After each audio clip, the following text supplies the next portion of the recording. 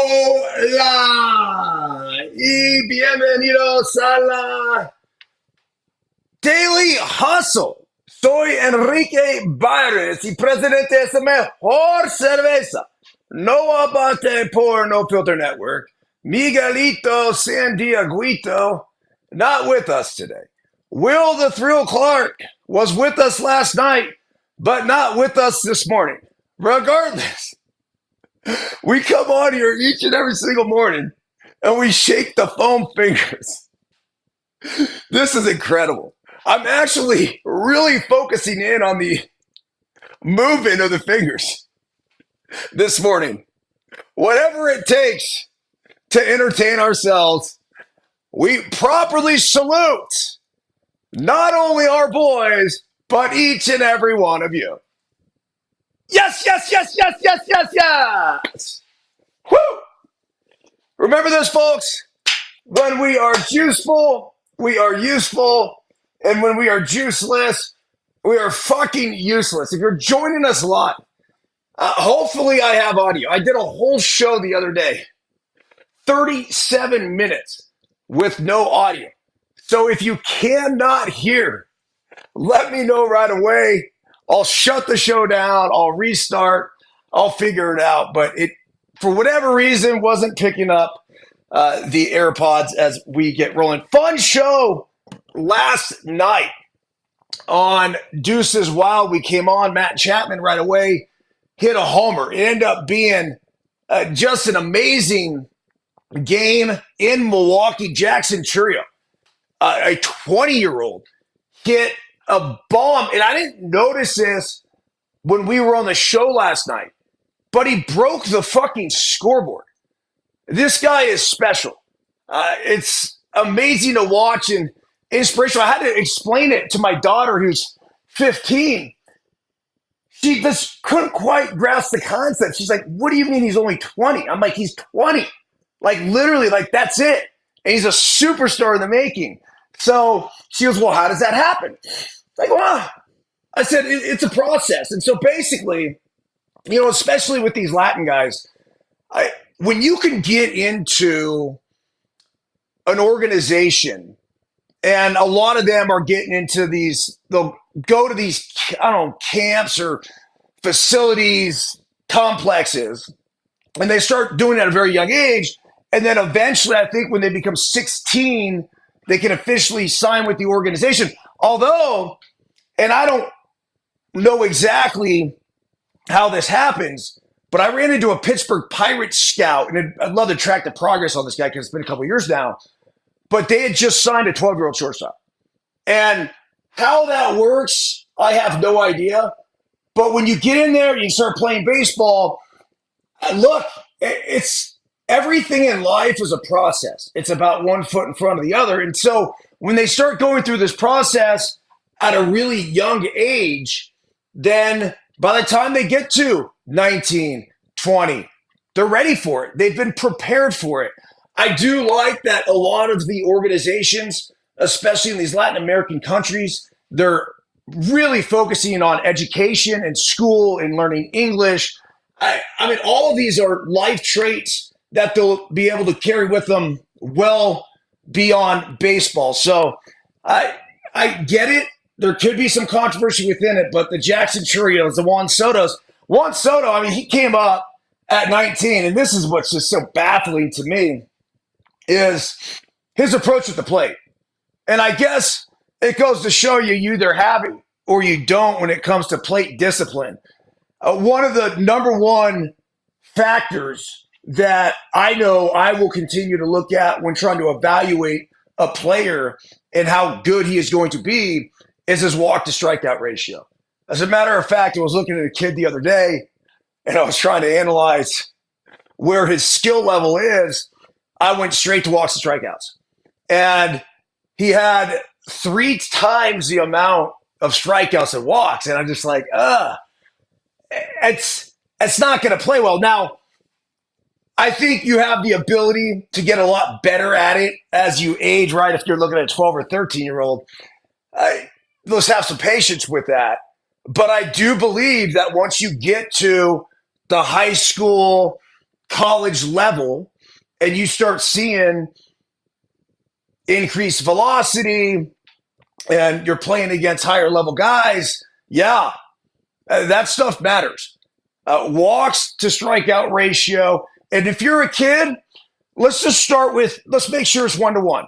Let's make sure you have as many walks as strikeouts. And I don't want you going up there looking for walks, but at the same time, that number needs to be pretty close to even. As a matter of fact, I would say all the best players are typically at least 2-to-1 or 3-to-1 or even 4-to-1 walks to strikeouts. Now, when you get to that high school, college level, a 1-to-1 ratio is fantastic.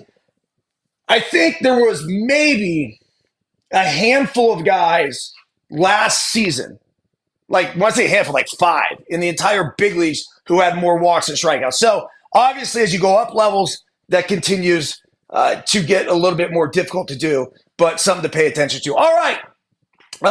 Today's Daily Hustle went out a couple minutes ago. Go to ericbyrnes.com to sign up for the Daily Hustle electronic email communication. I do send them out their Instagram and everything now. I've learned in this industry, you got to meet people where they are. So even with no filter, I'd love to get as many people on here as possible, and it's super cool. But what we do is we create here, we then upload to all the different podcast platforms. I look at the same sort of thing with the Daily Hustle, because what's the goal on all this? It's to try to get people to read it and engage and ideally be positively motivated by it. So I'll continue to send it out as many places as possible. Buenos dias. Today is Wednesday, August 28th, 2024. And yesterday in 1955, the Guinness Book of World Records was published for the first time as the official Guinness 24-hour speed golf record holder. I salute all the other wacky ass people chasing weird shit and officially going where no other humans have gone before. Daily Hustle quote of the day: learn as if we will live forever. Live as if we could die tomorrow. Daily Hustle translation: as we age and accumulate life experience, it's very easy to let the ego take over and assume we know it all. We are experts at our crafts, leaders in our fields, and for the most part, we believe we have all the answers. There is one problem, though. Shit changes all the time. So unless we continue to learn and appropriately adapt and adjust our overall approach and methodology, we will never maximize our efficiency and our effectiveness. The 24-hour speed golf world record stood for 47 years and would have remained intact had I not duffed a shot 10 yards in front of me while training for the event. The mishap, then out of frustration, prompted me to run up to the ball and whack it one-handed polo style from about 100 yards out. I stuck it 10 feet from the pin and quickly realized if I no longer had to stop to hit the ball, that could save me an incredible amount of time and be a total game changer. The next round, I teed off with 2 hands, but then hit all of my approach shots to the green with 1 hand while running and finished 18 holes at Sharon Heights in a personal best 42 minutes and 6 minutes faster than I had ever played. A few months later, I was hoisting a Guinness plaque above my head, standing next to all my family and friends who supported the journey, and a dude in one of those funny Guinness record holder members only jackets. As we continue to learn, it's imperative that we remember to remain open-minded and rethink how we do everything. When we fail forward and figure out exactly what we need to do to use that perceived failure as a stepping stone to future success. Time is limited, and the greatest gift in life is the present moment. That said, chase that record, live out that dream, take your trip, start your business, and write your book. We are the authors of our own lives, and regardless of past successes and or failures, each day we awake, we have a chance to accumulate educational experiences worthy of brand new chapters. Ultimately, let's make sure we all continue to be lifelong learners, willing to try new shit and make every fucking day a day worth writing about. Because we never know when it will be our last EB. And so there's the picture. I do want one of those coats. As a matter of fact, I promised Kowalski a plaque. And so for whatever reason, we ordered new Guinness plaques. They never came. The whole thing got screwed up. So I don't want a plaque anymore. And Kowalski, dude, I miss him. We need to get him back on the show. I actually almost called him this morning and said, yo, hop on. It's this jacket right there that dude's wearing. That's what I want. That is the members only Guinness World Record jacket. Kowalski and I will be ordering. We're going to design it ourselves. Should be fantastic. So, anyhow, today I got a couple different articles that I was looking at that piqued my interest. So last night, Will and I went on, talked about a bunch of different things. The National League Rookie of the Year award is going to be a fascinating one because Paul Skenes going up against Jackson Merrill. Skenes is on the mound today. But Will made an incredible argument last night for Jackson Merrill. And as much as we're all enthralled with Paul Skenes, and I can't tell you how much I respect everything that he's done. I love his background, the fact that he went to Air Force, ended up transferring to LSU. The Livy Dunn stuff, yeah, whatever, cool. But the mustache and his demeanor, everything about him. I mean, he's a throwback in a modern day where I feel like these guys are going out there, they're blowing it out as much as possible. Like, this is a horse. I do think he has the ability. I don't want to say to be the next Nolan Ryan. It's awfully aggressive. But if there is a guy that's pitching right now, it's fucking him. That's it. He's built for this shit, right? Well, Paul Skenes, the numbers are fantastic. He would be atop the leaderboards in just about all the categories had he had enough innings to qualify, or he gets enough innings to qualify. But at the same token, the Pirates, I think at this point, are 62-70. 8 games below 500. They're not going to make the playoffs. They're nowhere near the wild card. They did have some nice runs through the course of the season where, yeah, they were relevant. He's 11-5, I believe. Excuse me. He's 8-2, 11-5, or 11-6 in his starts. So he's had an impact, a positive impact on the Pittsburgh Pirates. But what Jackson Merrill is doing, the fact that he's literally single-handedly won 5 fucking games for the San Diego Padres, tying the games or going ahead and putting the Padres ahead in the 8th inning or later. He's becoming legend in the San Diego Padres clubhouse. That's what I love about it. The fans, that's one thing. The hype, the media, that's one thing. When you start getting the praises of the other guys in your clubhouse and they're talking about him like, dude, like this shit ain't real, man. Like, no one should be able to do this the way he's doing it. Jackson Merrill is your National League Rookie of the Year right now. Thrill said it last night. I will fucking reconfirm it this morning. I wholeheartedly believe that. He basically would have to slump badly with Skenes just taking off in order to lose by a vote. And right now, with the people that they were polling on MLB.com, I think they have like 19 first place votes for Skenes, 11 for Jackson Merrill. So he certainly is catching up. So the other thing that, really caught my interest was Greg Amsinger the other day came on MLB Network, and Shohei Ohtani was up to bat. And he ends up calling Shohei Ohtani the greatest living baseball player. Ohtani then, of course, in typical Amsinger prediction fashion, hits a home run on the next pitch. You can't script this shit. I worked with Greg Amsinger for a long time at MLB. His success rate in calling shit and his flair for the dramatic, it's fucking awesome. So good. That said, Amsinger calling Shohei Ohtani the greatest living baseball player when Barry Lamar Bonds is still living is fucking crazy. Amsinger, I love Ohtani. You could call him the greatest active baseball player. But to even put him in a fucking category with some of the other greatest living players, including Bonds, Clemens, Ricky Henderson, the list goes on and on. I guess not even fucking close, man. The guy's got like a career 39 WAR, which is good. And he's in the midst of playing. And that number, if he continues to hit and eventually pitch again when he gets healthy, that number might get near 100, right?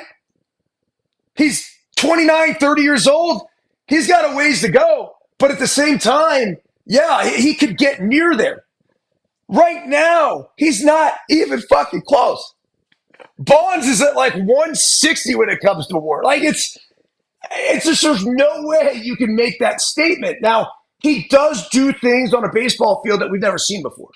And that would be the biggest argument. It's like, look, what's a great baseball player? It's a great hitter. It's a great pitcher. It's a great defender. Well, he doesn't play defense. He's a DH. So this is going to actually bring up a lot of conversations when it comes to the National League Most Valuable Player Award, because Ohtani is apparently a shoo-in for this the same way Aaron Judge is. But if you look at the fucking numbers, he shouldn't be. You have Ketel Marte and Francisco Lindor right up there at the top with Ohtani. Now, Ohtani could go 50-50. And he's already surpassed the 40-40. If he does that, it is kind of like Judge. If he hits over 60 again, man, it's going to be tough not to give it to him, right? Well, when you start looking at that WAR number, the whole point of it, and again, it's sort of an inexact science in my opinion, but the whole point of it is to show the total value of the fucking player. And Ohtani, who doesn't play defense and he's not pitching right now, has been tremendous. Hitting, he's been tremendous on the base pass. But outside of that, I mean, for an MVP and a runaway MVP, for someone who's like minus whatever it is to win the fucking award, And when you're Aaron Judge and you have Bobby Witt Jr., who now has the Kansas City Royals in first fucking place, whoa, man. You have Gunnar Henderson, who's been a consistent force for the Baltimore Orioles all season. No, those guys should be in the running. Now, am I okay if Aaron Judge wins the award? Of course. It's a fucking historic offensive year. And he's a badass in the outfield. I think his defense is highly underrated. But at the same token, you can't just dismiss these other guys. I think Vegas has got this wrong. I would seriously sit down and start analyzing the numbers before voting for Judge or Ohtani. And I'm not even going to say they won't get my vote. I'm going to say right now, it's a toss-up for me with Gunnar Henderson, with Bobby Witt Jr., especially Bobby Witt Jr. And then in the National League, Ketel Marte and what the Diamondbacks have been fucking doing, that dude's a beast. We can't ignore it, but we so often do because we get mesmerized by the superstars and the big markets and it's New York and it's LA. Well, fuck off, man. This is a league. This is a scenario where we need to look at the total picture and not be skewed by the media feeding us over and over and over again how great these guys are. Watch the fucking games. Have an idea. Now, they're great. They are really good. But we need to recognize greatness elsewhere. So that got me the greatest living player thing. So I have the article here. This is really fascinating. They broke it down actually by WAR. And let's just start with the active players because it'd be tough to make the argument that Shohei Ohtani is the greatest active player.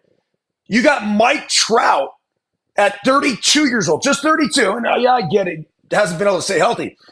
He has an 86.2 wins above replacement. Justin Verlander, 81. Clayton Kershaw, 79. Mookie Betts, 68.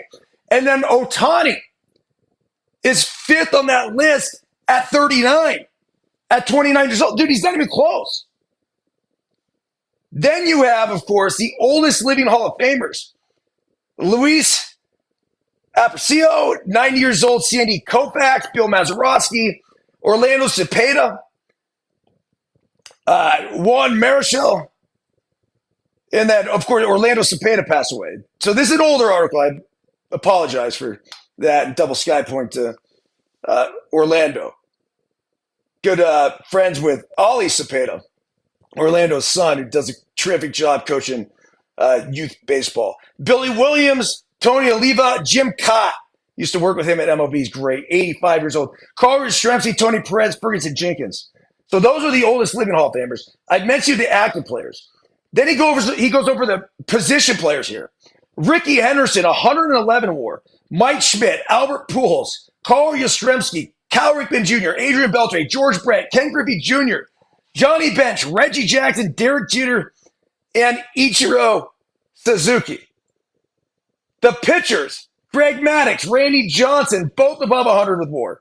Steve Carlton, Pedro Martinez, Nolan Ryan, and Sandy Koufax. And then they have a category for the blemish. I like this. Barry Bonds, 162.8 WAR. Roger Clemens, 139.2 WAR. Clemens was better than I even thought.